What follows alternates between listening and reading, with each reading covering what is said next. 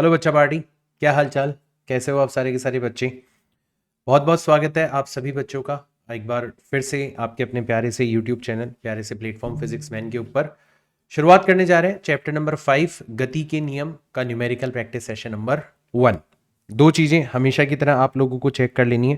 पहला मेरी आवाज़ और दूसरा ये क्लास। तो ऑडियो वीडियो एकदम परफेक्ट होना चाहिए, आवाज़ एकदम बढ़िया सुनाई दे रही हो, क्लास एकदम बढ़िया से दिखाई दे रही हो। ये दो चीज़ें चेक कर लिया करो। लगे कभी भी कोई दिक्कत है तो मुझे बता दो, मैं आपको improved version of class available करवा दूंगा।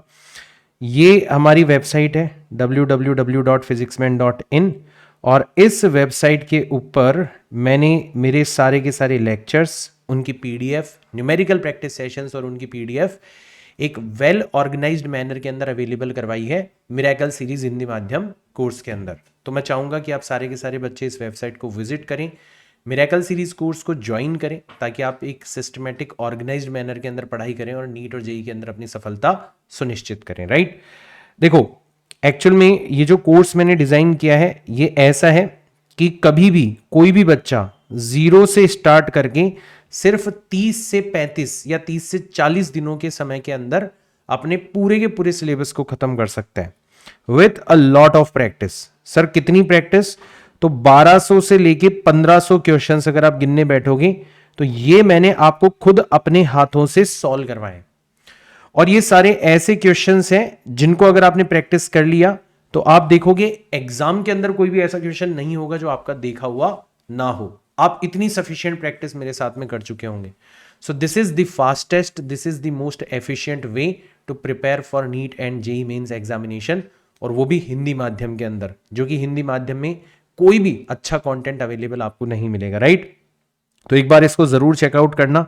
बाकी फिलहाल के लिए तो आप कमेंट्स के अंदर टाइप कर सकते हो #physicsman, और हम शुरू करना चाहेंगे आज का हमारा सेशन।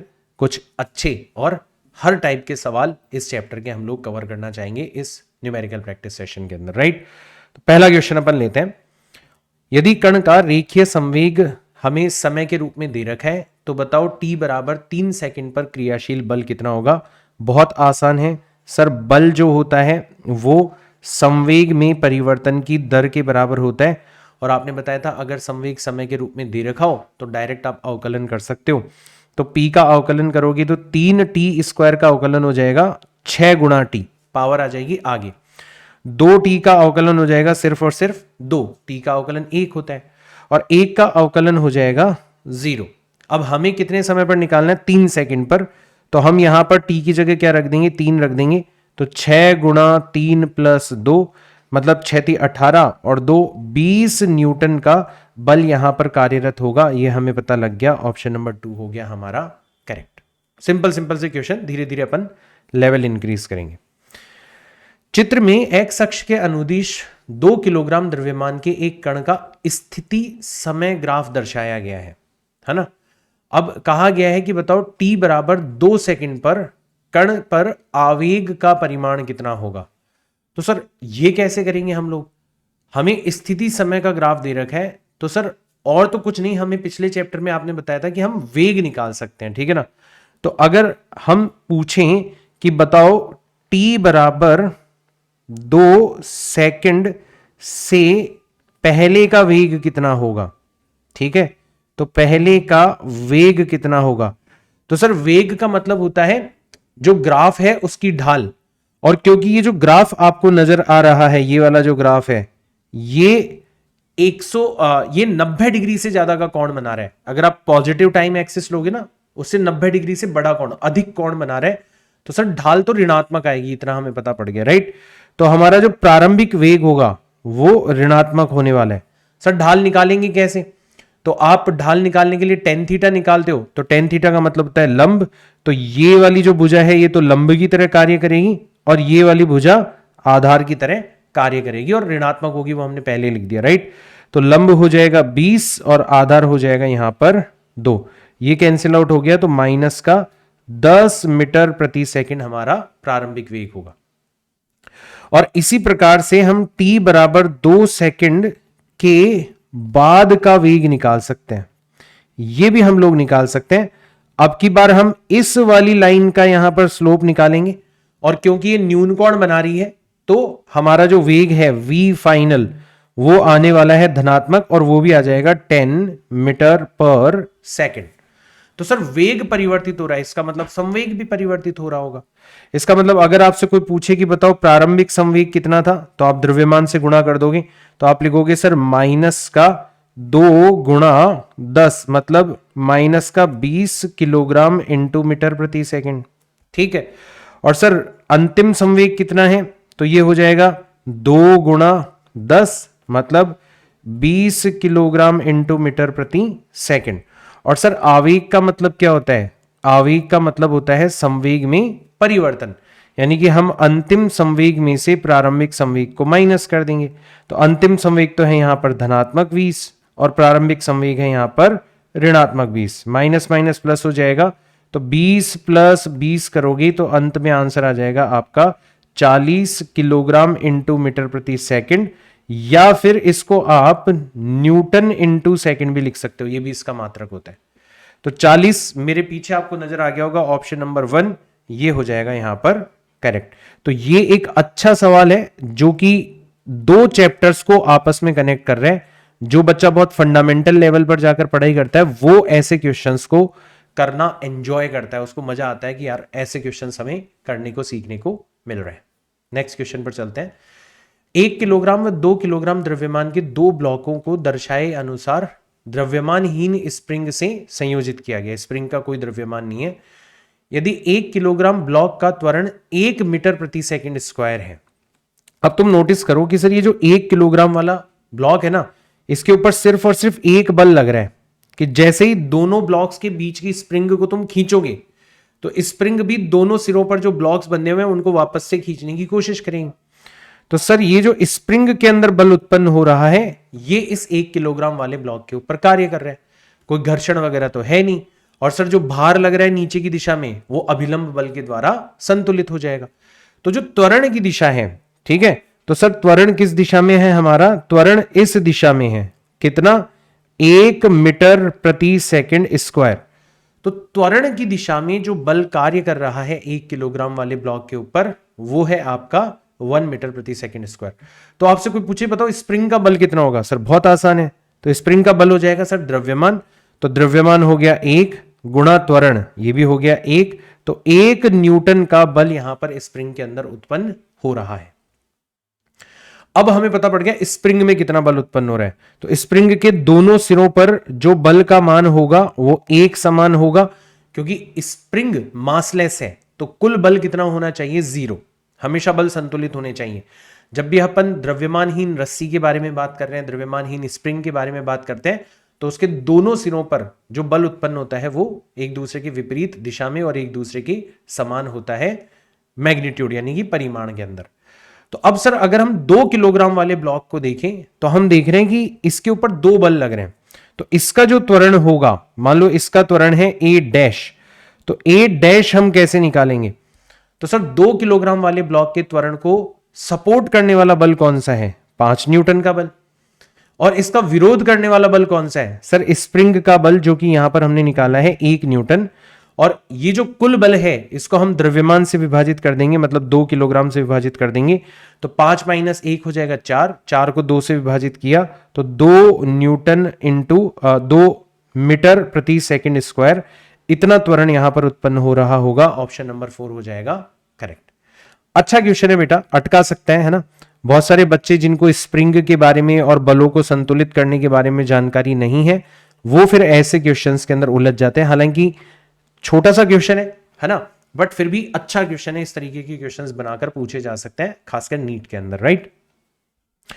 घर्षण गुणांक का न्यूनतम मान ताकि 5 किलोग्राम द्रव्यमान का ब्लॉक जो है वो विराम अवस्था में रहे, मतलब पूरी की पूरी अवस्था संतुलित है, मतलब हम बलों को आपस में बैलेंस कर सकते हैं।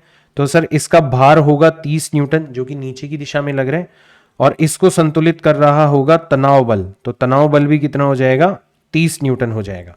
सर रस्सी के दोनों सिरों पर लगाना है तनाव बल, तो इस सिरे पर तनाव बल इस तरफ लग रहा होगा, और ये तनाव बल कितना है सर, 30 न्यूटन है, हमें ऑलरेडी पता है।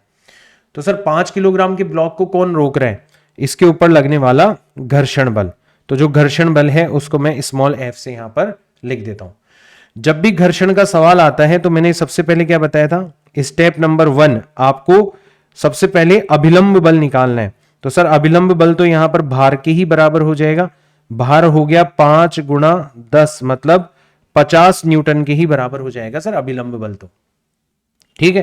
क्योंकि सर यहां पर जो भार लग रहा है वो डाउनवर्ड डायरेक्शन में लग रहा है और जो अभिलंब बल लग रहा है वो अपवर्ड डायरेक्शन में लग रहा है, दोनों एक दूसरे को संतुलित कर लेते हैं, राइट। फिर सर स्टेप नंबर 2 में हम क्या करते थे, स्टेप नंबर 2 में हम करते थे कि हमारा जो अधिकतम घर्षण यहां पर उत्पन्न हो सकता है म्यू एस इंटू एन, वो हम निकाल लिया करते थे, ठीक है। तो म्यू एस का मान तो हमें ज्ञात करना है और एन का मान कितना है सर 50 न्यूटन है, ये हमारा अधिकतम घर्षण हो गया। अब चलते हैं हम लोग हमारे स्टेप नंबर 3 पर। हम चाहते हैं कि पूरा का पूरा सिस्टम जो है वो संतुलित रहे। इसका मतलब क्या हुआ, इसका मतलब ये हुआ कि सर ये जो बाहर से बल लग रहा है, मतलब बाहर से कितना बल लग रहा है सर, तनाव बल, जो कि इस ब्लॉक को खींचने की कोशिश कर रहे हैं, ये वाला जो बल है जो बाहर से लग रहा है, इसका मान या तो कम हो या फिर बराबर हो, किसकी तुलना में, अधिकतम घर्षण की तुलना में, मतलब म्यू एस गुणा 50 की तुलना में। तो हम ये कह सकते हैं कि ये परिस्थिति बन जाएगी स्थैतिक घर्षण की, और कुल मिला के आपका ब्लॉक जो है वो विराम अवस्था में रहेगा। तो यहां से हमें पता पड़ गया कि सर म्यू एस का जो मान है वो ज्यादा होना चाहिए या बराबर होना चाहिए 30/50, 0 से 0 चला गया, तो यहां से आप करोगे, मैं इसको नीचे लिख देता हूं। तो सर यहां से हमें पता पड़ गया कि म्यू एस का मान ज्यादा या बराबर होना चाहिए 0.6 के, इससे या तो ज्यादा हो या फिर इसके बराबर हो। तो ये हो गया इसका न्यूनतम मान। तो कितना न्यूनतम घर्षण गुणांक होना चाहिए यहां पर 0.6, तब जाके पूरा का पूरा जो ब्लॉक्स हमें दे रखे हैं इनकी व्यवस्था संतुलित रहेगी यहां पर, राइट। यदि 5 किलोग्राम के ब्लॉक व दीवार के मध्य घर्षण गुणांक 0.5 है, तब ब्लॉक को दीवार के साथ रखने के लिए आवश्यक न्यूनतम बल, तो यहां पर भी हमें क्या करना है, पूरे की पूरी व्यवस्था को संतुलित बनाए रखना है।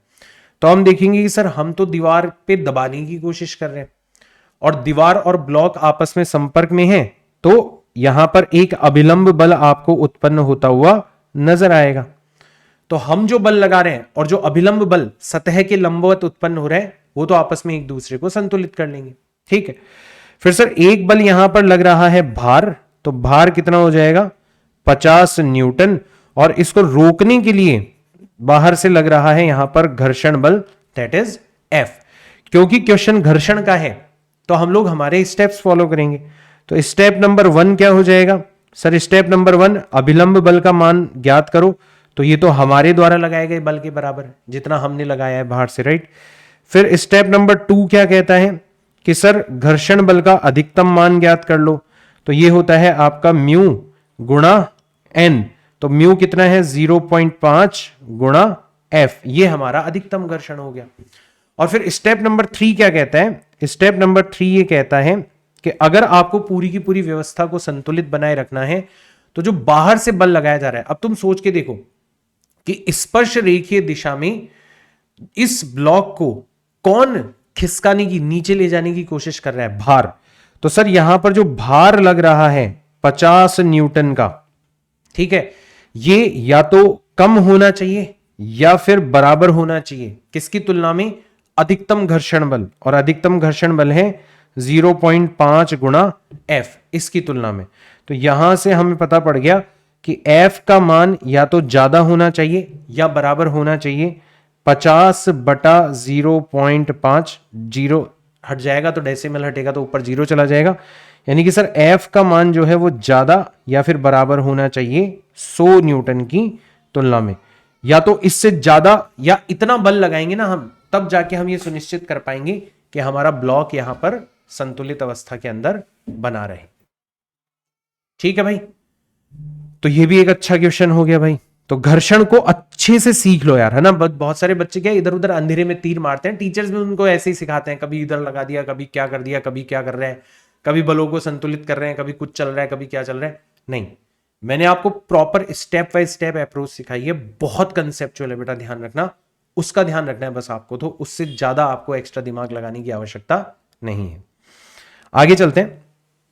एक कन्वेयर बेल्ट पर रेत 2 किलोग्राम प्रति सेकंड की दर से डाली जाती है, यानी कि हमें द्रव्यमान के समय के सापेक्ष परिवर्तन होने की दर दे रखी है, कितनी? 2 किलोग्राम प्रति सेकंड।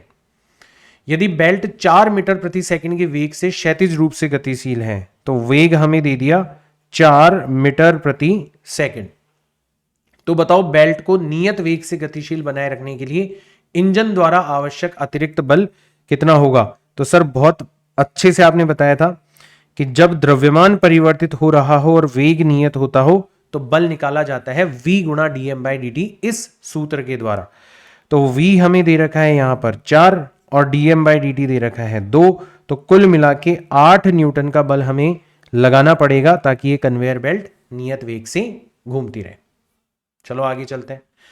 द्रव्यमान 1/10 किलोग्राम का एक कांच का मार्बल है, कांच की गोली है, 2.5 मीटर की ऊंचाई से गिरता है और 1.6 मीटर की ऊंचाई तक प्रतिक्षिप्त होता है। यदि समय 1/10 सेकंड तक ये संपर्क में है तो बताओ मार्बल तथा फर्श के मध्य औसत बल कितना होगा, राइट? अब ये सवाल बहुत घुमा सकता है बच्चों को। सर आपने जब भी दीवार से टकराने का केस होता है तो हमें बल निकालना सिखाया था। कैसे निकालना सिखाया था? तो आपने सिखाया था बल किसके बराबर होता है? तो आपने बताया था 2 गुणा संवेग का अभिलंबवत घटक। और इसको हम किससे विभाजित कर देते हैं बेटा?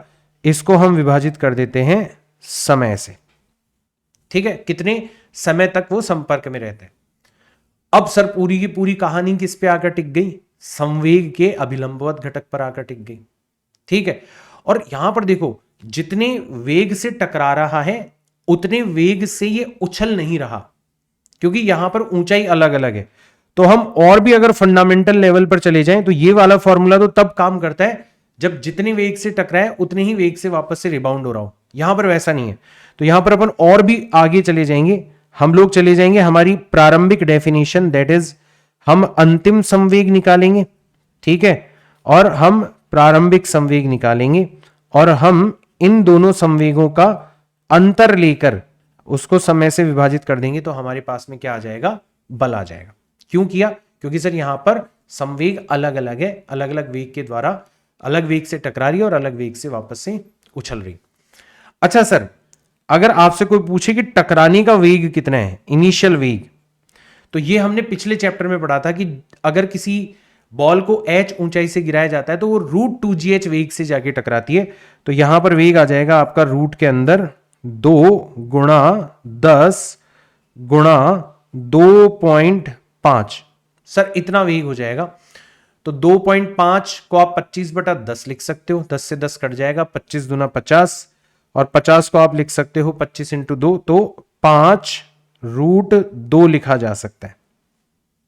5√2 लिखा जा सकता है। ये हो गया आपका VI। ठीक है सर, VF निकालते हैं इसी प्रकार से, है ना भाई। 2.5 डेसिमल हटाया तो नीचे 10 चला गया, 10 से 10 कट गया, 25 को 2 से गुणा किया तो 50, 50 को 25 × 2 लिखा जा सकता है, 25 का √5 बाहर आ जाएगा और 2 फंसा रह जाएगा। कैलकुलेशन आप कर लोगे, ठीक है ना सर। इसी प्रकार से अगर 1.6 मीटर ऊंचाई तक वापस से उछलकर जा रही है, यानी कि 1.6 मीटर की ऊंचाई से गिराया जाएगा, तब जमीन से जितने वेग से टकराएगी उतना वेग रहा होगा उसका। तो इसके लिए भी हम लोग सेम फॉर्मूला यूज कर लेंगे। तो रूट के अंदर हो जाएगा ये भी 2 गुणा g गुणा h, h कितना हो जाएगा? 1.6 हो जाएगा। ठीक है, अगर हम यहां पर 9.8 लें अगर 10 की जगह, तो थोड़ा और हमारी कैलकुलेशन आसान हो सकती है ना। इसमें कह नहीं रखा तो हम लोग 9.8 ले लेते हैं। देखो थोड़ा कैलकुलेशन मुझे आसान होती हुई नजर आ रही है। 9.8 गुणा 2.5 है ना, और यहां पर 2 गुणा 9.8 गुणा 1.6। अब यहां पर देखो कैलकुलेशन अपन करेंगे तो 9.8 को आप 2 से गुणा करोगे तो 19.6 आ जाएगा। डेसिमल हटाओगे तो नीचे 100 चला जाएगा। 196 यानी कि ये तो आ जाएगा आपका 196 का रूट होता है 14, 25 का रूट होता है 5/10, तो 14 पंजे 70/10, मतलब ये तो आ जाएगा 7 मीटर प्रति सेकंड। और ये आ जाएगा आपका 19.6, वही 14 मल्टीप्लाइड बाय 4 डिवाइडेड बाय 10, 56/10 करेंगे तो 5.6 मीटर प्रति सेकंड। ये हमारे इनिशियल और प्रारंभिक वेग हो जाएंगे। एक और चीज ध्यान रखना, पहले बॉल नीचे गिर रही है और टकराने के बाद में ऊपर जा रही है, तो ये वाला वेग जो है ये माइनस जे कैप दिशा में होगा और ये वाला वेग जो है ये प्लस जे कैप दिशा के अंदर होगा। आया सबको समझ में? ठीक, तो अब कड़ी से कड़ी जोड़ते चले जाओ।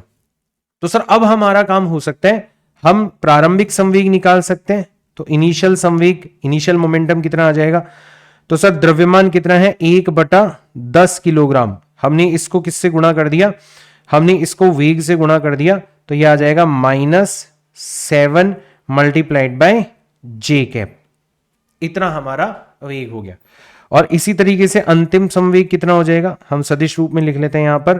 तो ये हो जाएगा सर 1/10 गुणा 5.6 टाइम्स जे कैप। अब सर हमारा काम हो सकता है, तो हम लोग क्या करते हैं, अंतिम संवेग रखा, तो अंतिम संवेग हो गया 1/10 जे कैप हमने बाहर लिया, तो अंदर बच गया 5.6, फिर माइनस माइनस प्लस हो जाएगा, बचेगा 7। ये हो गया आपका प्रारंभिक संवेग और इसको हमने समय से विभाजित कर दिया 1/10 सेकंड से। इससे कैंसिल आउट हो गया, 7 और 5 12, तो 12.6 गुणा जे कैप, इतने न्यूटन बल लग रहा होगा ऊपर की दिशा में। 12.6 मतलब ऑप्शन नंबर 1 हो जाएगा करेक्ट। बहुत फंडामेंटल क्वेश्चन है, मतलब ऐसा नहीं है कि क्वेश्चन में कुछ है, बस चीजों को आपको जोड़ना पड़ेगा। आपको पिछला चैप्टर भी आना चाहिए कि अगर किसी को किसी ऊंचाई से गिराया जाए तो वो कितने वेग से जाके टकराता है जमीन से। तो कड़ी से कड़ी जोड़नी पड़ेगी और आप इस क्वेश्चन को आसानी से टैकल कर सकते हो, राइट। प्रारंभ में रॉकेट के पश्चिम भाग से उत्सर्जित गैस के द्रव्यमान की दर 20 किलोग्राम प्रति सेकंड है। यदि रॉकेट के सापेक्ष गैस की जो चाल है वो 800 मीटर प्रति सेकंड है और रॉकेट का द्रव्यमान 1000 किलोग्राम है, तो रॉकेट का प्रारंभिक त्वरण कितना होगा? तो अगर हमें रॉकेट का त्वरण निकालना है तो हम क्या करेंगे कि सर रॉकेट के त्वरण को सपोर्ट कौन करता है? तो गैसेस निकलती है, उसकी वजह से विपरीत दिशा में परिवर्ती द्रव्यमान वाला बल लगता है। और वो बल कैसे निकाला जाता है? वो बल निकाला जाता है एफ अप थ्रस्ट, ठीक है। इसको रोकने की कोशिश कौन कर रहा है रॉकेट को? भार। तो ये हो जाएगा m गुणा जी, और इसको मैंने किससे डिवाइड कर दिया? m से डिवाइड कर दिया। सर यहां पर एफ अप थर्स्ट फोर्स कैसे निकालते हैं? v रिलेटिव गुणा dm डिवाइडेड बाय dt। तो v कितना दे रखा है हमें? 800 मीटर प्रति सेकंड, और गैसेस कितनी दर से दर रही है? 20 किलोग्राम प्रति सेकंड की दर से जल रही है। तो हो जाएगा 8 दूनी 16, तो ये आ जाएगा आपका 16,000 न्यूटन, ठीक है। और भार अगर अपन निकालें तो भार का मतलब हो गया mg, mg का मतलब हो गया 1000 मल्टीप्लाइड बाय 10, तो ये हो जाएगा आपका 10,000 न्यूटन। सारी चीजें हमारे पास में आ चुकी है, त्वरण बड़ी आसानी से निकल जाएगा। तो हमने क्या करा, 16,000 न्यूटन में से माइनस कर दिया 10,000 न्यूटन को, और इसको डिवाइड कर दिया किससे? 1000 से हमने डिवाइड कर दिया। 3 जीरो सभी जगह से कैंसिल आउट हो जाएगी, 16 में से 10 चला जाएगा तो एक्सेलरेशन बच जाएगा 6 मीटर प्रति सेकंड स्क्वायर। इतने एक्सेलरेशन से आपका रॉकेट जो है वो ऊपर जाता हुआ नजर आएगा। तो ये लो भाई, रॉकेट वाले सवाल भी आसान हो गए, ठीक है। एक कार अबंकित सड़क पर बिना फिसले, ठीक है, 200 मीटर त्रिज्या की वक्र के चारों ओर गतिशील है, ठीक है। तो ऐसी घुमावदार सड़क है और सड़क के बाहरी किनारों को उठाया नहीं गया है। उठाया जाता है तो उसको बंकित या बैंक्ड रोड बोलते हैं, और नहीं उठाया जाता उसको अबंकित रोड बोला जाता है या नॉर्मल रोड बोला जाता है, राइट। तो इसकी जो त्रिज्या है वो हमें कितनी दे रखी है बेटा? इसकी त्रिज्या हमें दे रखी है 200 मीटर।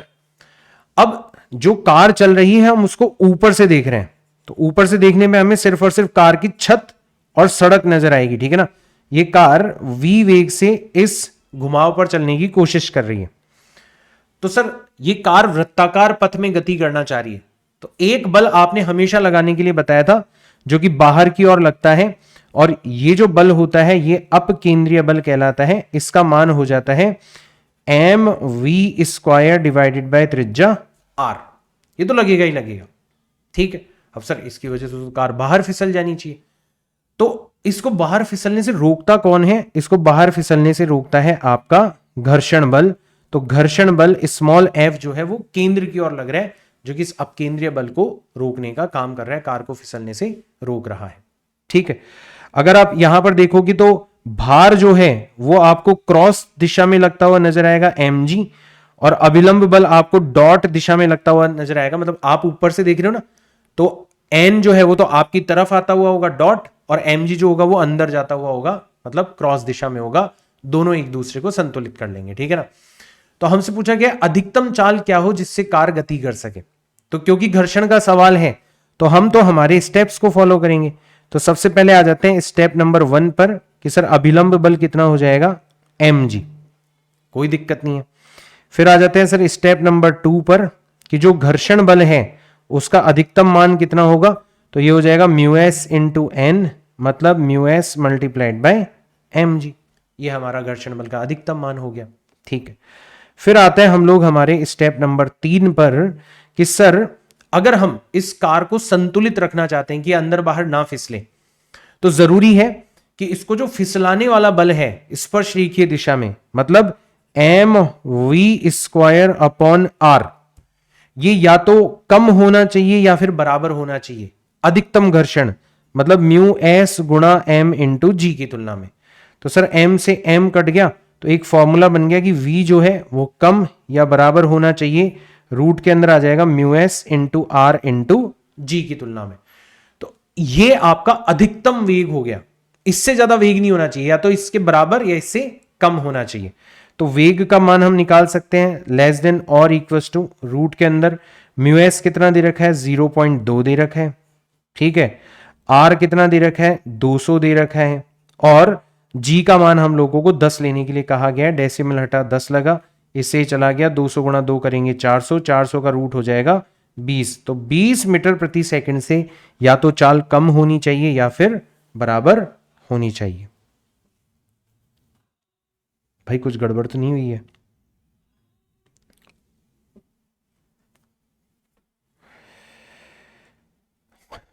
अबंकित सड़क पर बिना फिसले 200 मीटर त्रिज्या के वक्र के चारों ओर गतिशील है, माना सड़क और पहियों के मध्य घर्षण गुणांक 0.2 है, तब अधिकतम चाल क्या है जिससे कार गति कर सके?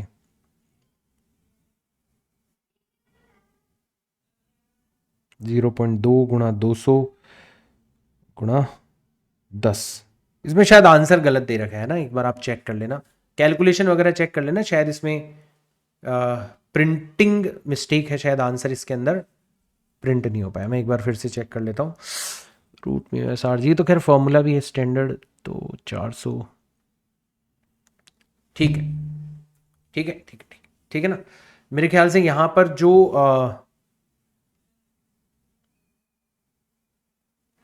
त्रिज्या है वो 50 मीटर देनी चाहिए थी फिर, ठीक है। तो इसका एक बार कैलकुलेशन आप लोग चेक कर लेना कि इसमें कुछ कैलकुलेशन के अंदर मिस्टेक ना हो।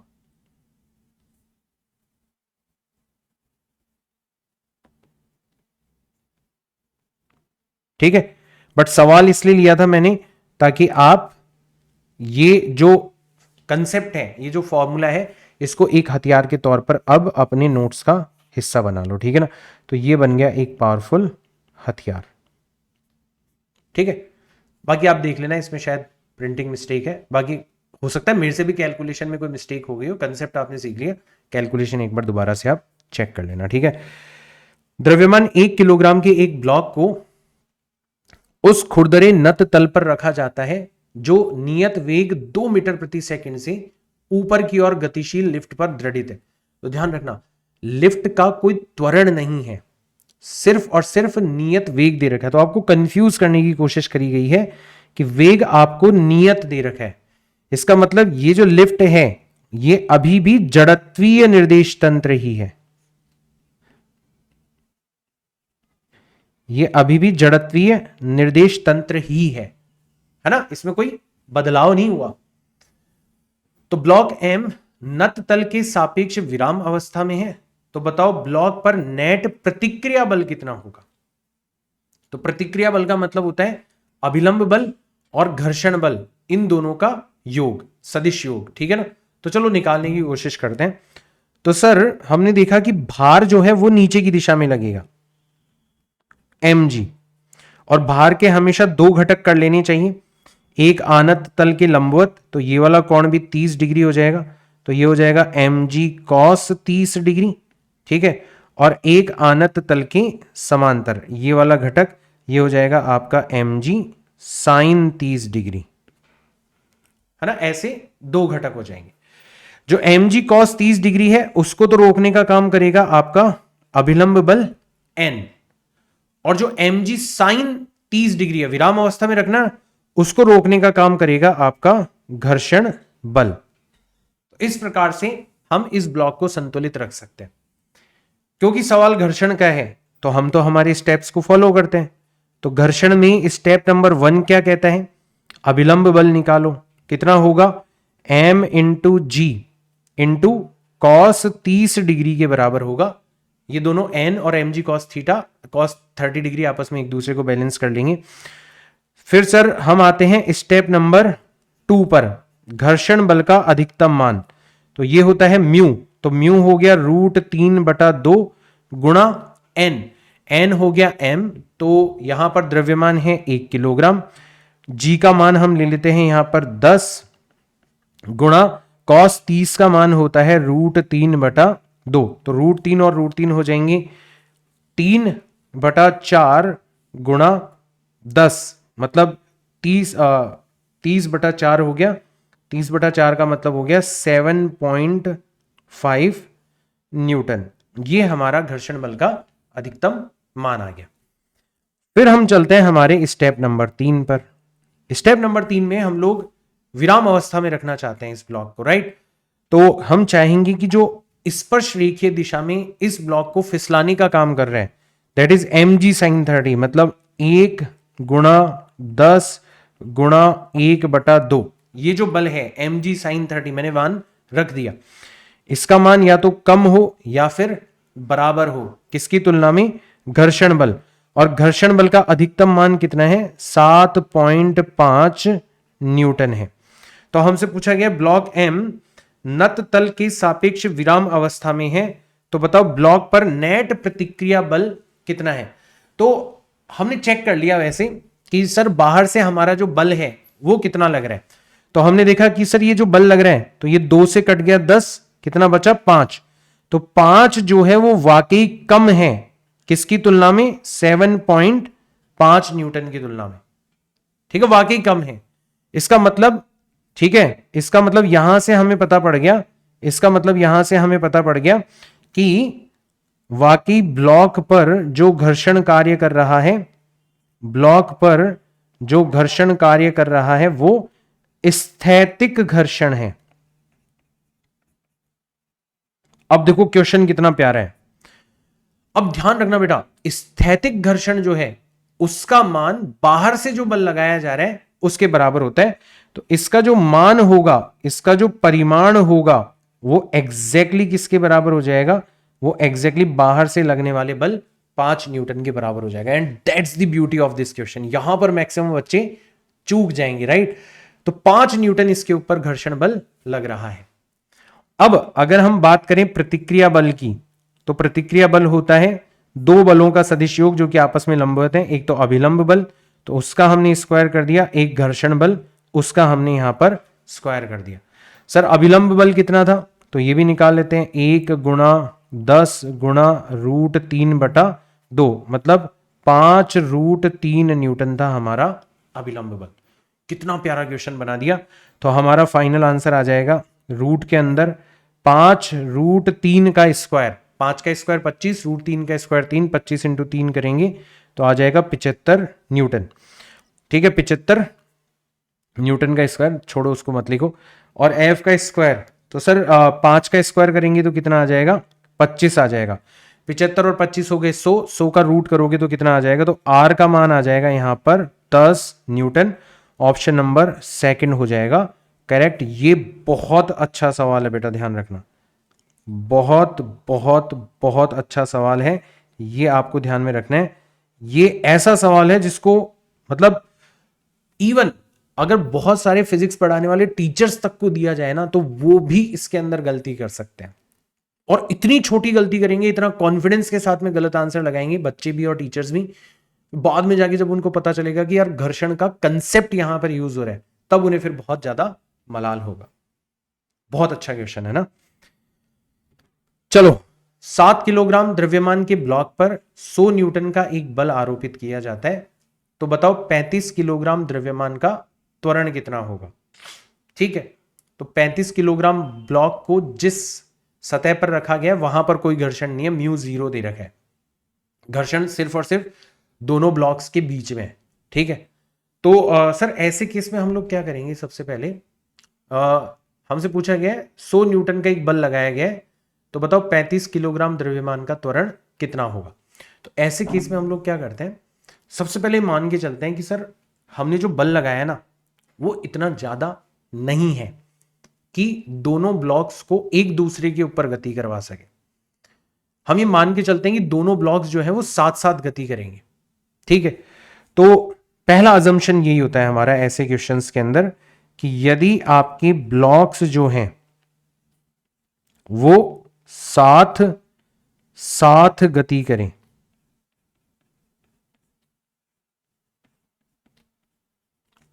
ठीक है, तो अगर दोनों ब्लॉक साथ साथ गति करेंगे तो दोनों का त्वरण समान होगा, मतलब दोनों को एक कंबाइंड सिस्टम माना जा सकता है।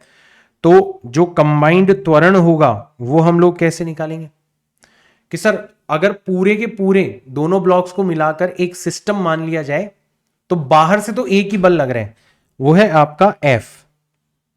सर घर्षण बल भी तो लग रहा है बेटा, वो दोनों के बीच में लग रहा है, वो दोनों का आंतरिक मामला है। अगर दोनों को कंबाइन कर लिया आपने, तो बाहर से लगने वाला बल सिर्फ और सिर्फ एक है यहां पर F। और इसको हमने किससे विभाजित कर दिया सर, इसको हमने विभाजित कर दिया कुल द्रव्यमान, तो कुल द्रव्यमान हो जाएगा 7 + 35, that is F divided by 42। इतना आपका त्वरण हो जाना चाहिए अगर दोनों ब्लॉक साथ साथ गति करेंगे तो। अब आप चलो आपके 7 किलोग्राम वाले ब्लॉक के ऊपर कि सर जो 7 किलोग्राम वाला ब्लॉक है उसके ऊपर 2 बल लग रहे हैं।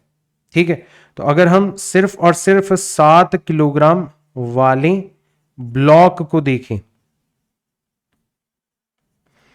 तो सर इस ब्लॉक के ऊपर 2 बल लग रहे हैं। एक बल त्वरण की दिशा को सपोर्ट कर रहा है, ये त्वरण हो गया आपका, तो बाहर से जो हमने बल लगाया है F, वो तो त्वरण को सपोर्ट कर रहे हैं। और एक बल जो है जो दोनों ब्लॉक्स के बीच में लग रहा है, घर्षण बल, वो इस त्वरण को अपोज करने का काम कर रहा है। तो आप एक समीकरण बना सकते हो, आप लिख सकते हो कि सर 7 किलोग्राम वाले ब्लॉक के लिए जो त्वरण होगा, ठीक है, जो त्वरण A होगा वो आप कैसे निकालोगे। तो सर बाहर से जो इस त्वरण को सपोर्ट कर रहा है बल, वो तो है F, ठीक है, और जो अपोज कर रहा है वो है घर्षण बल। घर्षण बल हो जाएगा म्यू इंटू एन, और म्यू कितना है यहां पर 0.5 है ना, स्थैतिक घर्षण, और एन हो जाएगा 7 किलोग्राम का भार, दैट इज 70 न्यूटन। और इसको आपने किससे डिवाइड कर दिया, इसको आपने 7 किलोग्राम से डिवाइड कर दिया। इतना आपका त्वरण होना चाहिए। तो यहां से आपको एक परिस्थिति पता चली कि सर ए कितना था, F डिवाइडेड बाय 42। ठीक है, तो F डिवाइडेड बाय 42 जो है ये ज्यादा से ज्यादा त्वरण है कि सर इतना त्वरण होगा तो दोनों ब्लॉक साथ साथ चलेंगे, इससे कम ही होना चाहिए त्वरण।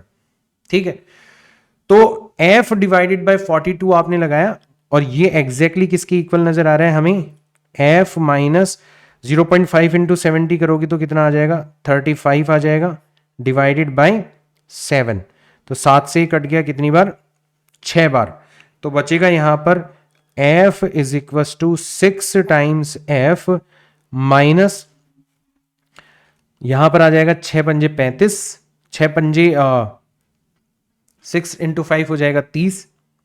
ठीक है, और 6 पंजे 30, पावर चली जाएगी 3, 18, और 3 हो जाएगा 21। तो सर यहां से 5F जो आ रहा है वो 210 न्यूटन के बराबर आ रहा है, मतलब F आ जाएगा 210/5। तो ये कैंसिल आउट होके हमें मिलेगा कितना, 4 बार गया और 2 बार गया, तो 42 न्यूटन मिलेगा सर। तो सर हमें इतना पता पड़ गया कि अगर हम 42 न्यूटन या इससे कम बल लगाएंगे तब तो दोनों ब्लॉक्स एक दूसरे के साथ साथ गति करेंगे, तब तो दोनों एक दूसरे के साथ साथ गति करेंगे। तो सर हमने कितना बल लगाया है यहां पर, हमने बल लगाया है यहां पर सर 100 न्यूटन का, मतलब हमने ज्यादा बल लगा दिया। इसका मतलब दोनों ब्लॉक साथ साथ गति नहीं करेंगे, राइट। तो ये हमें यहां पर पता चला कि जो बल दिया गया है, क्योंकि यहां पर जो बल दिया गया है यहां 100 न्यूटन का बल लगाया जा रहा है,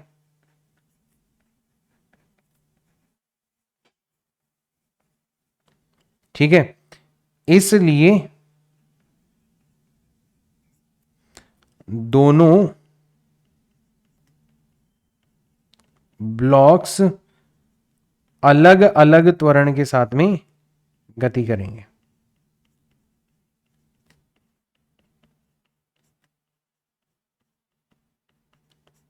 तो सर ऊपर वाले ब्लॉक का त्वरण कितना होगा, फॉर्मूला हमारे पास में है। तो ऊपर वाले ब्लॉक का त्वरण हो जाएगा ए। कैसे निकालेंगे कि सर इसके ऊपर जो सपोर्टिंग फोर्स है वो तो एफ है, जो कि हमने यहां पर 100 न्यूटन लिया है, माइनस घर्षण बल हो जाएगा म्यू इंटू एन। और अब की बार क्योंकि सापेक्षिक गति हो रही है तो म्यू का मान हमें लेना है 0.4, गतिज घर्षण लेना है। तो 0.4 गुणा एन, एन हो जाएगा आपका 70 डिवाइडेड बाय द्रव्यमान, द्रव्यमान कितना है 7। तो त्वरण आ जाएगा यहां पर 100 माइनस 0.4 का डेसिमल हटाओगे नीचे 10 जो कि 70 की 0 को काट देगा, तो यहां पर बच जाएगा 28 और इसको हमने किससे डिवाइड कर दिया 7 से। तो त्वरण आ जाएगा यहां पर 100 में से 28 चले गए, 20 गए 80, 8 गए 72, तो 72 डिवाइडेड बाय 7, मतलब लगभग आपका जो त्वरण है, अच्छा 35 किलोग्राम द्रव्यमान का त्वरण पूछा गया है, 35 किलोग्राम द्रव्यमान का त्वरण पूछा गया है।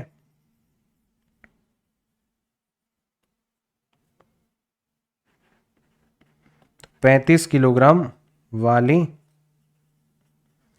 ब्लॉक का त्वरण ए कितना होगा।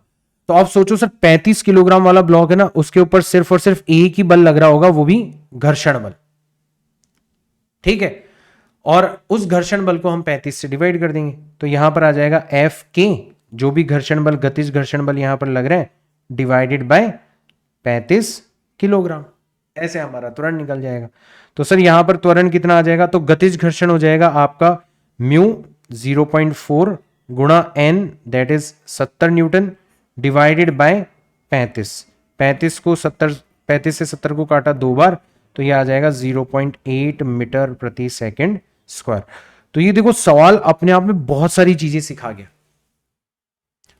जो 2 ब्लॉक प्रॉब्लम है ये इसलिए बहुत पॉपुलर प्रॉब्लम है क्योंकि यहां पर पहला जो सवाल आप लोगों से पूछा जा सकता है वो ये पूछा जा सकता है कि बल का अधिकतम मान निकालो जिसके लिए दोनों एक दूसरे के साथ साथ गति करें।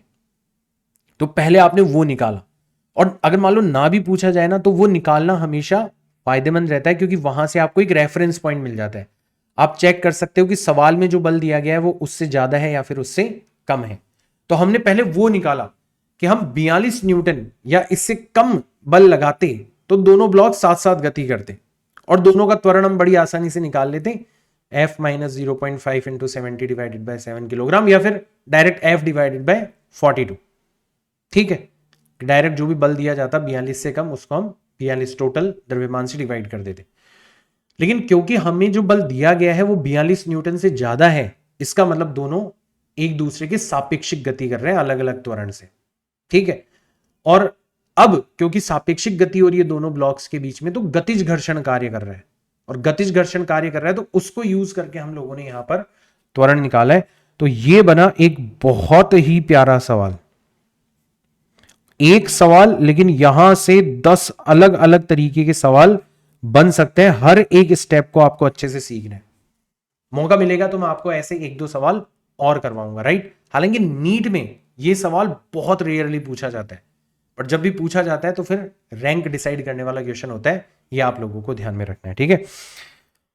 0.25 किलोग्राम द्रव्यमान की एक गेंद 1.96 मीटर लंबी एक रस्सी के एक सिरे से बांधकर क्षैतिज वृत्त में घुमाई जाती है।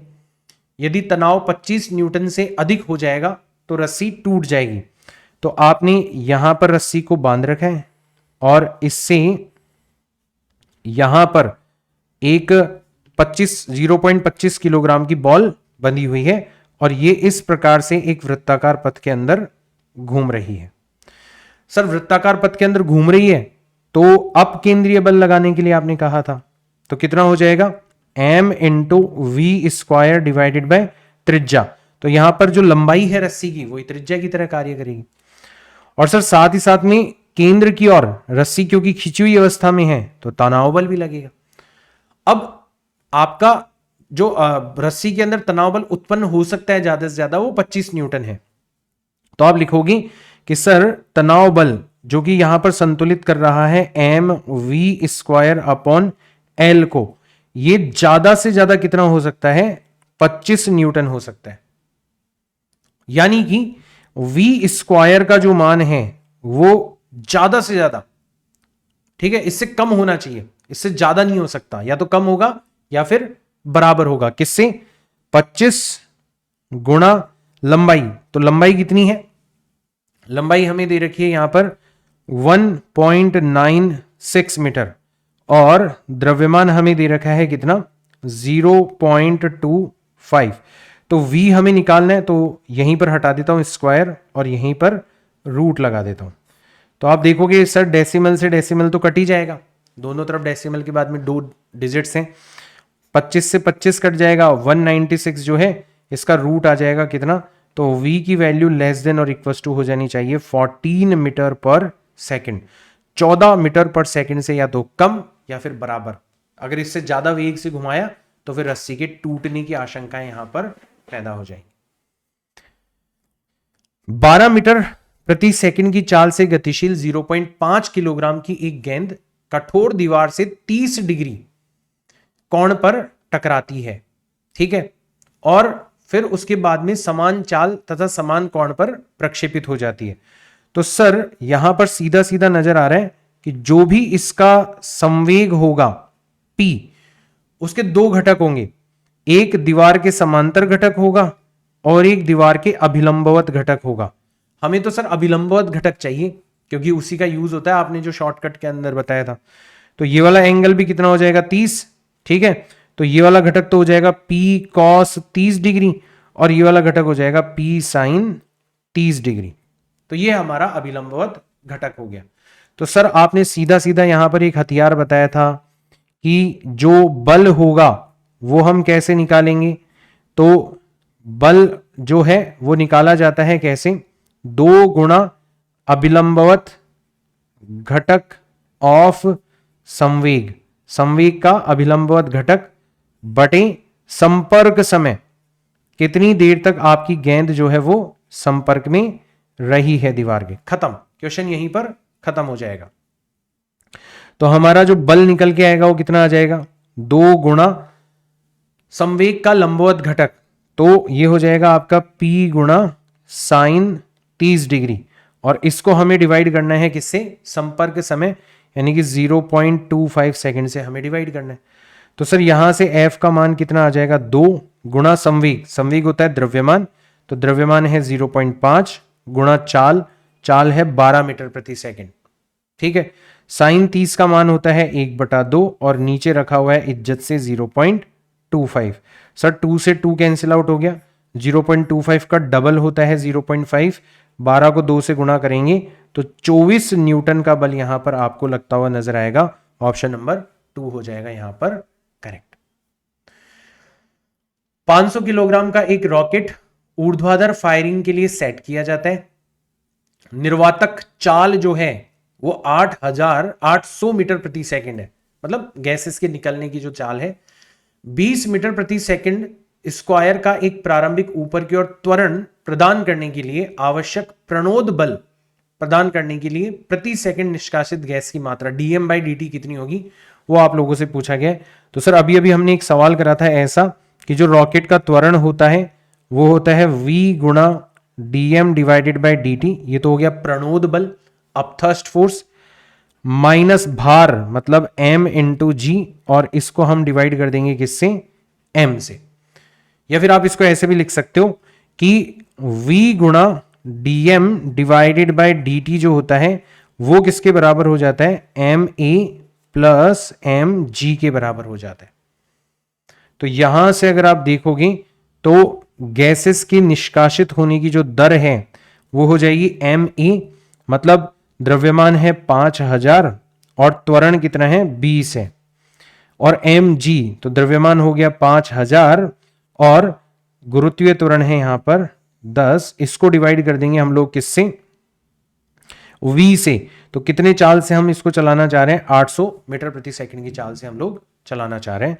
तो यहां पर सर dm/dt जो आएगा हमारा वो आ जाएगा 5000, कॉमन आ गया, अंदर 20 और 10 जुड़ गए तो बच गया 30, और नीचे आ गया आपका 800। 00 से 00 कैंसिल आउट हो गए, तो यहां पर बचेगा 4 से काटोगे, नहीं 2 से काट लो तो ये 25 बार कट जाएगा और ये 4 बार कट जाएगा, ये 15 बार कट जाएगा और ये 2 बार कट जाएगा। 15 5 75, पावर चली जाएगी 7, 30 और 7 37, तो 375 को 2 से डिवाइड कर दो तो आंसर आ जाएगा आपका 1 बार, फिर बचेंगे 17 तो 8 बार, फिर बचेंगे 15 तो 7 बार 0.5, इतनी किलोग्राम प्रति सेकंड की दर से आपकी गैसेस बाहर निकल रही होंगी। 187.5 किलोग्राम प्रति सेकंड आपका आंसर करेक्ट हो जाएगा। 4 किलोग्राम, 2 किलोग्राम, 1 किलोग्राम द्रव्यमान के 3 ब्लॉक आपको दिखाई दे रहे हैं ABC, घर्षणहीन सतह पर संपर्क में है। यदि 4 किलोग्राम वाला जो ब्लॉक है उस पर 14 न्यूटन का बल आरोपित किया जाए, ठीक है, तो A और B के मध्य संपर्क बल कितना होगा। तो यहां पर देखो, आपको एक तरीका बताता हूं कि आप यहां पर जो इनपुट फोर्स डाल रहे हो, जो खाते के अंदर पैसा डाल रहे हो, वो कितना है, 14 न्यूटन है, ठीक है। आप सबसे पहले, क्योंकि तीनों साथ साथ चलेंगे, तो कंबाइंड त्वरण निकाल लो। कंबाइंड त्वरण कैसे निकालेंगे कि सर हमने फोर्स लगाया 14 न्यूटन का और टोटल मास कितना है, टोटल मास है 4 + 2 + 1 मतलब 7, तो 2 मीटर प्रति सेकंड स्क्वायर का आपका एक्सेलरेशन है, ठीक है। तो सर अब हम क्या करेंगे, अब हम यहां पर खर्चा निकालेंगे, और खर्चा कैसे निकालते हैं, तो A पर जो बल खर्च होने वाला है वो हम निकालेंगे, A का द्रव्यमान कितना है 4 किलोग्राम गुणा A का त्वरण, भाई उतने त्वरण से तो तुमने चला दिया ना, तो उतना पैसा तो खर्च हो गया, तो 4 × 2 मतलब 8 न्यूटन का बल जो है वो खर्च हो गया। तो जो बचत हुई हमारी, जो अब बचत हुई हमारी, वो सीधा सीधा किसको प्रदर्शित करेगा, N बिटवीन AB को प्रदर्शित करेगा, A और B के बीच में लगने वाले बल को प्रदर्शित करेगा। तो बचत हम लोग कैसे निकाले थे, सर पैसे डाले थे 14, खर्च हो गए 8, तो 14 में से 8 चले गए तो कितना बचेगा, 6 न्यूटन। तो यहां पर हमारा आंसर करेक्ट हो गया ऑप्शन नंबर 3। आपसे पूछता बताओ B और C के बीच में कितना बल है, तो वही वाली बात कि सर अब B पर खर्च कितना होगा, बताओ B पर खर्च कितना होगा। तो सर B का द्रव्यमान कितना है 2, त्वरण कितना है 2, तो सर 4 न्यूटन का यहां पर खर्च हो जाएगा। तो अब बचत कितनी होगी, तो जो भी बचत होगी वो किसको प्रदर्शित करेगी, बिटवीन B एंड C लगने वाले अभिलंबवत बल को प्रदर्शित करेगी। तो सर बचे थे हमारे पास में 6 न्यूटन, उसमें से 4 न्यूटन और खर्च हो गए, तो अब 2 न्यूटन का बल बचा हमारा, वो B और C के बीच में लगेगा। और फिर चेक कर लो C पर खर्च कितना हो जाएगा, तो C का द्रव्यमान है 1, त्वरण है 2, तो सर 2 न्यूटन जो बच रहा है ना हमारे पास में, वो पूरा का पूरा C पर खर्च हो जाएगा और अंत में हमें 0 बल मिलेगा। मिल रहा है ना, हमें 0 ही तो मिल रहा है अंत में, ठीक है। तो ऐसे हम लोग इस सवाल को सॉल्व कर सकते हैं, कितने भी ब्लॉक्स दे रखे हो तो ये शॉर्टकट आप लोग यहां पर यूज कर सकते हो, ठीक है ना। एक निकाय में घिरणी P के ऊपर से गुजरती रस्सी द्वारा संयोजित 3 द्रव्यमान आपको दे रखे, स्वतंत्रता से लटका हुआ है, M2 M3 खुरदरी क्षैतिज मेज पर है, घिरणी घर्षणहीन है, नगण्य द्रव्यमान की है, M1 द्रव्यमान का नीचे की ओर त्वरण कितना होगा, और तीनों द्रव्यमान जो है वो बराबर। बहुत आसान है सर, हमें पता है कि रस्सी से बंधे हुए हैं, अब रस्सी की लंबाई बढ़ घट तो सकती नहीं है, इसका मतलब सर जितने त्वरण से ये नीचे जाएगा, ठीक है, मजबूरी में उतने ही त्वरण से इन दोनों ब्लॉक्स को भी आगे जाना पड़ेगा। क्यों? क्योंकि ये सब रस्सी से बंधे हुए हैं। तो जब भी दो या दो से अधिक ब्लॉक्स एक ही त्वरण से गति कर रहे हो, रस्सी रस्सी से बंधे हुए हो, तो हम उसको एक सम्मिलित निकाय मान सकते हैं। हम उसको क्या मान सकते हैं? सम्मिलित निकाय मान सकते हैं। तो अगर हम यहां पर सम्मिलित निकाय माने तो जो त्वरण निकल के आएगा वो कितना हो जाएगा? Supporting force. तो सर देखो, त्वरण को सपोर्ट कौन कर रहा है? m1 का भार, मतलब m इंटू जी, तीनों का द्रव्यमान m है, तो सर ये वाला जो भार है ना, ये तो सपोर्ट कर रहा है। सर तनाव बल, तो तनाव बल सर एक जगह पर अगर विरोध करता है तो दूसरी जगह पर हमें सपोर्ट भी करता हुआ नजर आता है, दोनों पार्टी में, इसलिए हम इसको शामिल ही नहीं करते हमारी कैलकुलेशन के अंदर। भाई m1 पर देखोगे तो ये विरोध कर रहा है त्वरण का, और m2 पर देखोगे तो ये सपोर्ट कर रहा है, इसलिए हम कभी भी त्वरण बल को यहां पर सम्मिलित नहीं करते। बाहर से लगने वाले बल देखते हैं, तो सर m2 के ऊपर बाहर से जो बल लगेगा वो हो जाएगा आपका घर्षण बल, तो घर्षण बल हो जाएगा म्यू इंटू एम जी, और इसके ऊपर भी घर्षण बल लगेगा म्यू इंटू एम जी। ये विरोध करने वाले बल हो गए त्वरण का, ठीक है। तो सर सपोर्टिंग फोर्स कितना हुआ यहां पर? सिर्फ और सिर्फ एम जी, और अपोजिंग फोर्स कितना हुआ? Twice of mu into M G, और इसको हमने कुल द्रव्यमान 3m से डिवाइड कर दिया, तो सीधा सीधा हमारे पास में त्वरण आ गया। तो त्वरण कितना आ जाएगा? m कैंसिल आउट हो जाएगा, g को अपन बाहर ले लेते हैं, तो 1 minus twice of mu divided by 3 multiplied by g, ये हो जाएगा हमारा answer. 1 minus twice of mu multiplied by g divided by 3, option number 3 हो जाएगा करेक्ट। मेरे पीछे आपको नजर आ रहा होगा। तो दिखने में डरावना है बट बहुत ही आसान क्वेश्चन है, कुछ भी नहीं है इस क्वेश्चन के अंदर।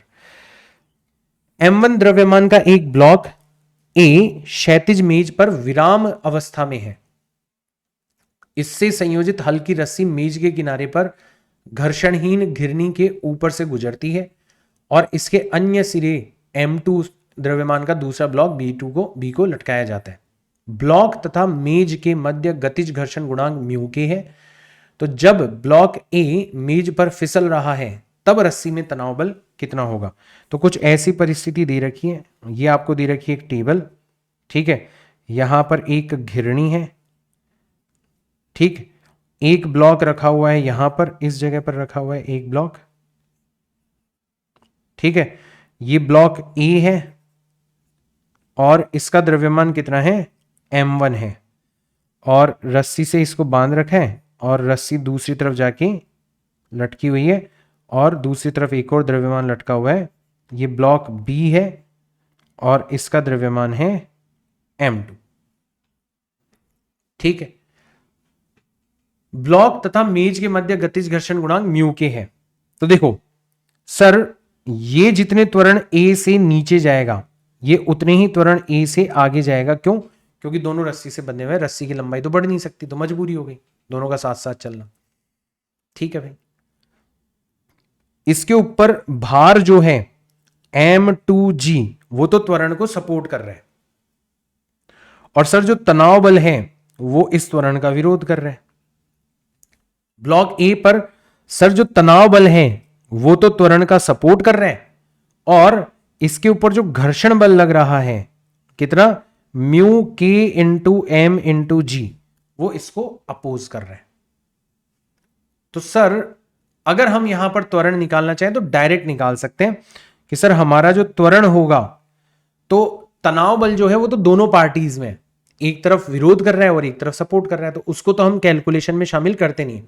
हम तनाव के अलावा देखते हैं कि तनाव के अलावा जो बल लग रहे हैं उनमें से त्वरण को सपोर्ट कौन कर रहा है। तो आप बोलोगे सर सपोर्ट तो कर रहा है m2g, और विरोध कौन कर रहे हैं? सर विरोध कर रहा है म्यू के मल्टीप्लाइड बाय m1, म्यू के मल्टीप्लाइड बाय m1 इंटू जी।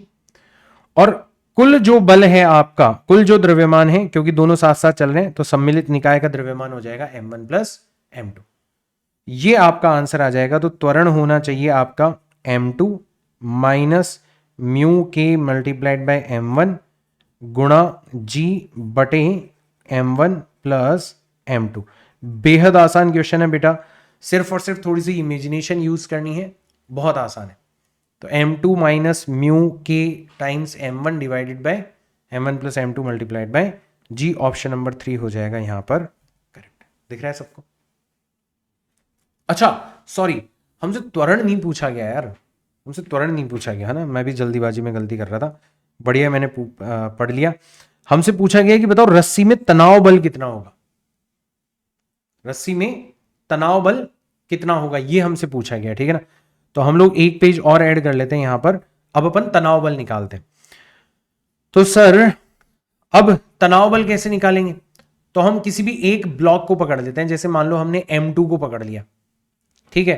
तो M2 के ऊपर देखा हमने कि सर M2 गुणा A जो होगा वो कितना हो जाएगा। तो सर त्वरण को सपोर्ट कौन कर रहा है? भार। तो भार हो गया M2 गुणा G माइनस तनाव बल कितना हो गया? T। तो सर यहां से T का मान कितना आ जाएगा? तो सर M2 तो हम लोग कॉमन ले लेंगे और अंदर आ जाएगा आपका G माइनस A। और A कितना है? अभी अभी निकाला था, A है आपका M2 minus mu times M1 divided by M1 plus M2 multiplied by ये है।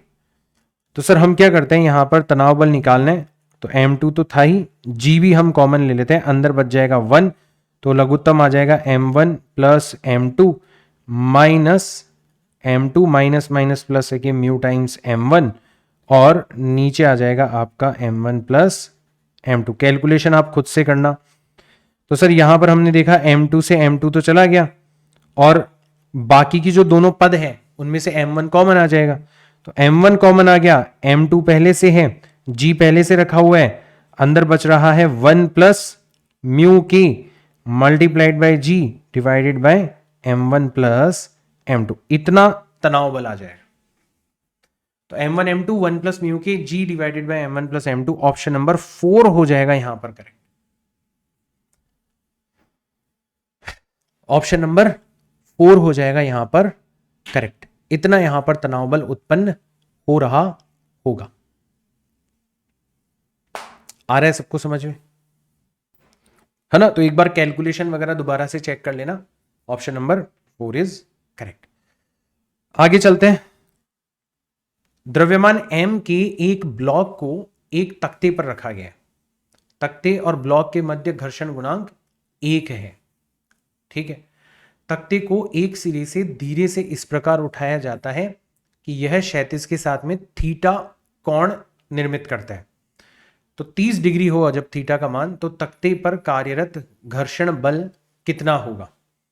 तो सर हम सारे के सारे बलों को अगर देखें तो mg जो है वो लग रहा होगा नीचे की दिशा में। इसके दो घटक होते हैं, एक तख्ते के लंबवत, तो ये कोण भी थीटा हो जाता है, तो ये घटक हमेशा कॉस घटक होता है। तो ये तो बैलेंस करेगा किसको? अभिलंब बल n को, ठीक है। इसके अलावा एक बल यहां पर स्पर्श रेखीय दिशा में चला जाएगा, एक घटक, ये होता है आपका mg साइन थीटा, ठीक है। तो ये जो बल है ये यहां पर घर्षण बल इसका विरोध कर रहा होगा और इस ब्लॉक को रोकने की कोशिश करेगा, ठीक है। तो अब देखो नोटिस करो यहां पर सबसे पहले कि घर्षण गुणांक आपका कितना है? 1 है। अब थोड़ा केयरफुल रहना, है ना। तो हम चलते हैं, घर्षण का क्वेश्चन है तो स्टेप नंबर 1 पर चलते हैं। सबसे पहले तो अभिलंब बल निकालते हैं जो कि हो जाएगा mg cos थीटा। थीटा दे रखा है यहां पर 30 डिग्री, यानी कि √3mg डिवाइडेड बाय 2। इतना हमारा अभिलंब बल हो जाएगा। फिर अपन आते हैं स्टेप नंबर 2 पर कि सर यहां पर जो घर्षण बल का अधिकतम मान है वो हो जाना चाहिए म्यू इंटू एन, मतलब 1 को आप √3mg डिवाइडेड बाय 2 से गुणा कर दो, इतना हमारा घर्षण बल का अधिकतम मान हो जाएगा। अब नोटिस करो कि यहां पर जो स्पर्श रेखीय दिशा में बाहर से बल लग रहा है वो है m इंटू जी इंटू साइन थीटा मतलब साइन 30 डिग्री। और ये जो बल है ये आपको साक्षात नजर आ जाएगा, कम होगा किसकी तुलना में, √3mg/2 की तुलना में। बहुत प्यारा क्वेश्चन है बेटा, गलती करते हैं ऐसे क्वेश्चन के अंदर बच्चे। तो सर m से m कट गया है ना, g से g भी कट गया। वाकई साइन 30 जो है वो 1/2 होता है और इसका मान √3/2 से कम होता है। तो यहां से हमें पता पड़ गया कि जो घर्षण है वो किस प्रकार का लगेगा, वो लगेगा हमारा स्थैतिक घर्षण। ये बहुत प्यारा क्वेश्चन हो गया कि सर हमने देखा बाहर से जो स्पर्श रेखीय दिशा में बल लग रहा है वो तो घर्षण बल के अधिकतम मान की तुलना में कम है। इसका मतलब पक्का घर्षण किस प्रकार का लग रहा है, यहां पर स्थैतिक घर्षण लग रहा है। स्थैतिक घर्षण का जो परिमाण होता है वो हमेशा किसके बराबर होता है, हमेशा बाहर से लग रहे स्पर्श रेखीय बल के बराबर होता है। और बाहर से जो स्पर्श रेखीय बल लग रहा है वो कितना है, वो है m इंटू जी इंटू साइन 30 मतलब 1/2। तो आंसर आ जाएगा आपका mg divided by 2। Option number 2 यहां पर करेक्ट हो जाएगा और ये बन जाएगा एक बहुत ही प्यारा सवाल। 2 सवाल हो गए बेटा ऐसे। ये है घर्षण के वो क्वेश्चन जो कि बहुत आसान है, लेकिन सिर्फ और सिर्फ उन्हीं बच्चों के लिए जो कि कंसेप्चुअली बहुत ज्यादा स्ट्रांग है, जो कि घर्षण में अंधेरे में तीर नहीं मारते। इसलिए मैं बताएं हमेशा घर्षण बल के जो क्वेश्चन है ना बहुत स्टेप बाय स्टेप करवाता हूं, यही कारण है ताकि आप कंसेप्चुअली घर्षण को टैकल करो और कभी किसी प्रकार की गलती ना करो। ऐसे क्वेश्चंस के अंदर गलती होने के चांसेस बहुत ज्यादा होते हैं, राइट। एक लास्ट क्वेश्चन अपन कर लेते हैं, नहीं 2 क्वेश्चन और है।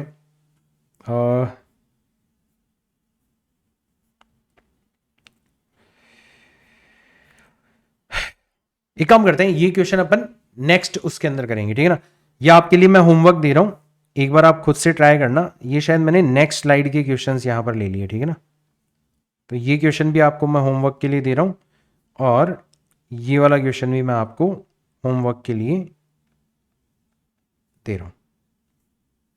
एक बार चेक कर लूं, तो लगता है ये नेक्स्ट स्लाइड के क्वेश्चन आ गए।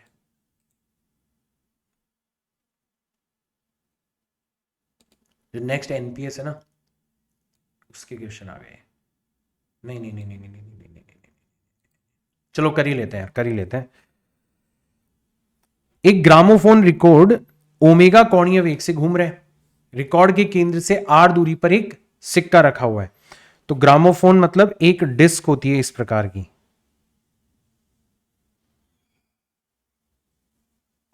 ठीक है। तो ये आपका ग्रामोफोन है और ये जो डिस्क है,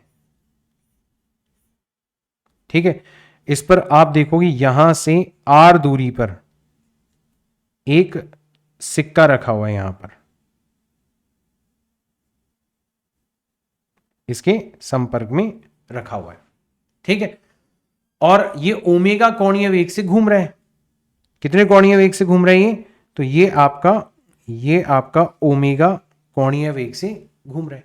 तो फिर सर सिक्का भी ओमेगा कोणीय वेग से घूम रहा होगा, यानी कि वृत्ताकार पथ पर गति। और वृत्ताकार पथ पर गति होती है तो एक बल हम केंद्र से बाहर की ओर लगाते हैं। अगर ओमेगा के रूप में लिखोगे तो वो हो जाता है m omega square multiplied by r। Sir यहां पर जो भार है वो नीचे की दिशा में लग रहा होगा स्मॉल mg, और जो अभिलंब बल है वो ऊपर की दिशा में लग रहा होगा n। दोनों आपस में बैलेंस कर जाएंगे, मतलब n का मान हो जाएगा mg। तो हमारा स्टेप नंबर 1 तो यहां पर ही क्लियर हो गया कि सर अभिलंब बल का मान कितना आ गया, mg आ गया। बहुत बढ़िया। फिर स्टेप नंबर 2 पर चल लेते हैं कि सर यहां पर जो घर्षण बल का अधिकतम मान होगा वो कितना आ जाएगा, तो वो आ जाएगा mu into M G, mu into N. और फिर चलते हैं स्टेप नंबर 3 पर कि हम इस सिक्के को संतुलित अवस्था में रखना चाहते हैं। हम चाहते हैं कि ये ग्रामोफोन के ऊपर फिसले ना।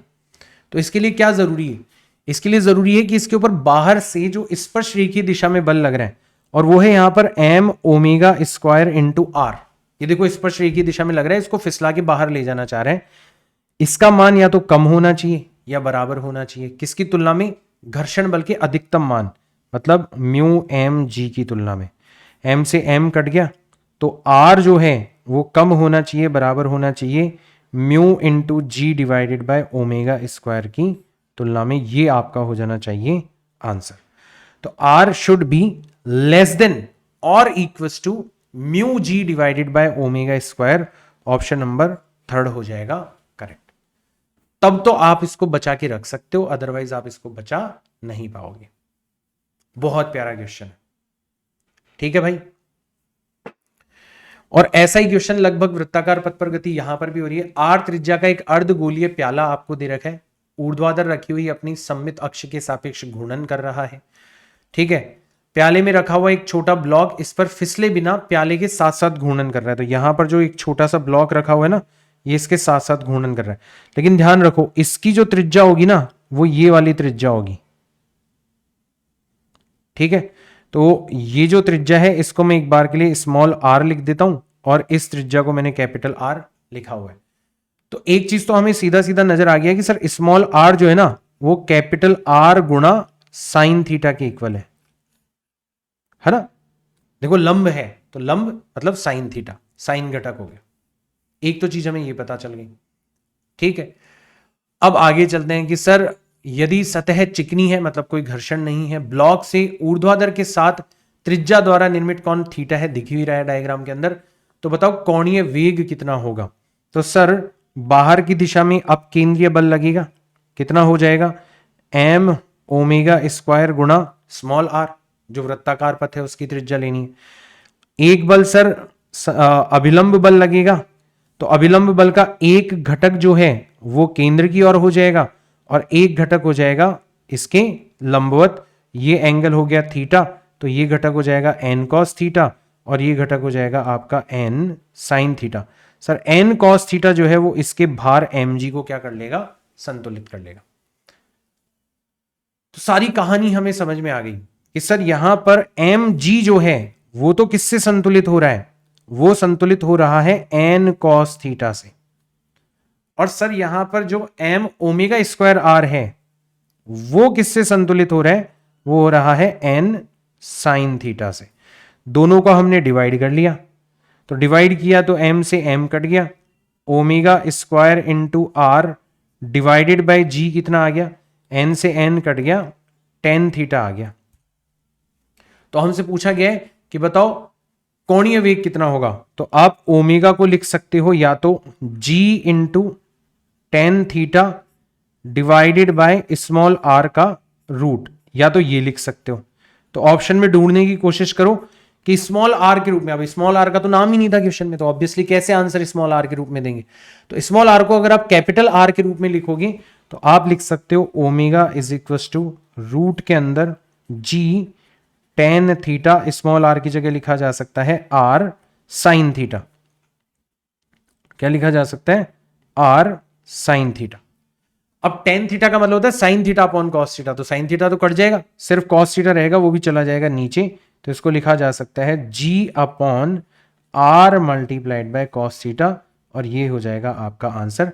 तो दिखने में डरावना बट बहुत ही प्यारा सा सुंदर सा क्वेश्चन है। ऑप्शन नंबर 2 हो जाएगा यहां पर करेक्ट, ठीक है। सो ये NPS 1 है। आपने देखा कि ये जो चैप्टर है इसमें कंसेप्ट्स का कितना रोल है। तो अगर लेक्चर अच्छा लगा हो, यूट्यूब पर देख रहे हो तो लाइक शेयर कर देना, चैनल को सब्सक्राइब कर लेना।